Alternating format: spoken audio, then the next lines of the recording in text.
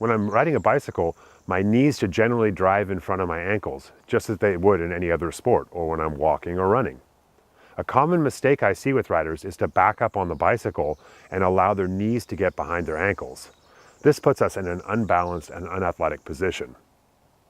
Three main places you might think about this on your bicycle are when you're rolling through undulating terrain or moving into a steep descent, cornering, or when you're jumping. So in all these situations, people have a tendency to want to back away from the bicycle.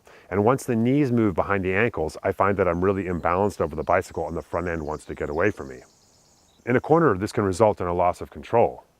On a jump, this results in me getting too far back, which eventually pulls me forward. In a steep descent, this straightens my arms too much going into the descent. So I want to be sure I commit my body forward when I'm riding my bicycle in all these situations. There might be a couple small exceptions where my knees end up behind my ankles, perhaps off the edge of a drop just momentarily. But in general, my kneecaps should always be driving in front of my ankles. So go out and give this a try.